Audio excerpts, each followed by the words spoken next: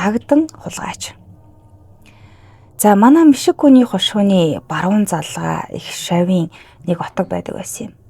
Богдынхаа ширээн сууснаас хойш тэр отгийнхан их омогтооч боллоо л доо. Хэрэг зараг болоход тэд нарын бурууч зүв болно, зөвч зүв болдог боллоо. Хошууны хүмүүс тэднээс айдагч болоод байсан юм. Тэр отгийнхан улам гаарад бүгдээрээ шахам хулгай идэг болж эхэллээ. Хавьорын хошуу айлын морь малыг бараг ил шахуу хөөхөдл явчихдаг боллоо л доо. Энэ айхтар хулгайч нарын тэргүүн нь Дагдан гэдэг хүн байлаа. Хулгай ловер хоёроор Дагдангийнх бүх хүний нүдэн дээр баяжаад авлаа. Дагдан мэргэн шувгар гэдэг нутагта ихэнэр хүндтэй ламыг шүтдэг байж л дээ. Мэргэн шувгар томоотой, мэргэн эд шидтэй лам байсан. Тийм хэрнэ тэрмүү хулгайчийг харж хамгаалтгал байсан юм да. Мэргэн шувгар нэг өдөр Дагданд хэлж л дээ. За Дагда, чи юу н хулгай зэлгийг хийхээ бостон дээр хаа. Сум юур болцуунда хүрлээ шүү. Чамааг дааж тийхэд хэцүү л болоод байна шүү гэсэн баг юм. Тэгтэн Дагдан хариулаад за гэсэн боловч хулгай луйвра хийхэд л гэж.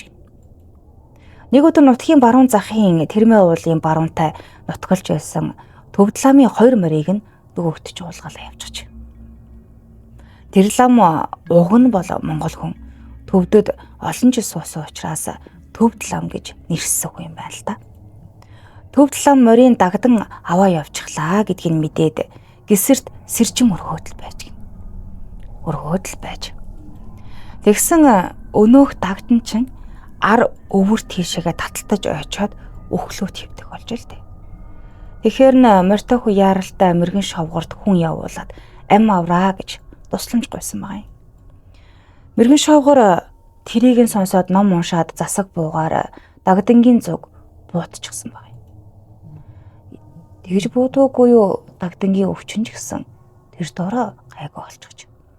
Үүнийг нөгөө морио алдсан Төвд лам сонсоод нэг шавьяга мэргэн шовгор руу явуулж л тээ. Тэгээд юу гэж хэлвсэн бэ гэхээр чи хүүхэн очоод хэлээд мэргэн шовгорт очоод нөгөө хамгаалаад байсан Дагдан чин өгч эхлэе гэж гэсэн байгаа юм. Тэр шавь нь хэлжилтээ. Гүй багш минь би яаж тэгж хэлэх юм бэ? Дагдан ч өвхөөгүй. Харин өвчнөө нь гайгүй болж байгааг нь үлээ. Би яаж худлаа хэлэх вэ гэж шавь нь асууж лтээ.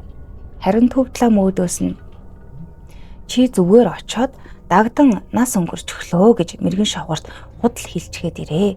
Зүгээрээ гэж хариулсан ба. За ингээд багш нь шахаад байсан тул шавь нь аргагүй ирэхэнд мэргэн шовгорын дахиад очиж гинэ л дээ. Очихт нь шовгор гэртээ сууж байна гин.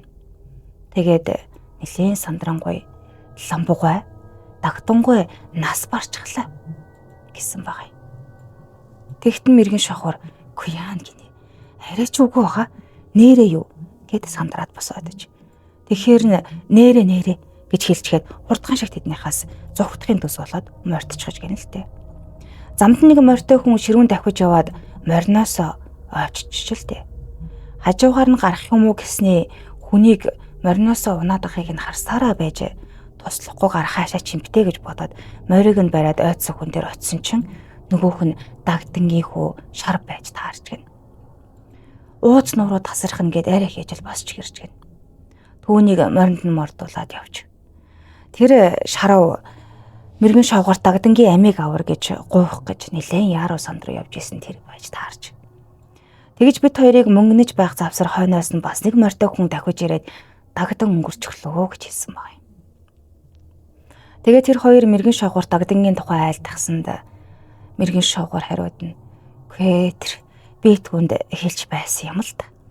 Сум болцоондаа туллаа шүү" гэж. Хүний үгэнд орохгүй болохоор одоо яах вэ те? Ийм боллоо. Хойд сүнсийг бодхоос биш яах вэ те? гэж хариулсан баг. Тухайн үед Дагдан нас барсанд бид нар бүгдээрээ баярлаж байсан юм. Түүнийг мэргэн шовгор аврах гээд Төвд лам түүнийг цааш нь харуулах гэж тэгжил хоорондоо мөргөлдөж байсан юм да. Чадaltaй улс Монголд урд зөндөө олон байсан шүү хэмээн дурссан байна.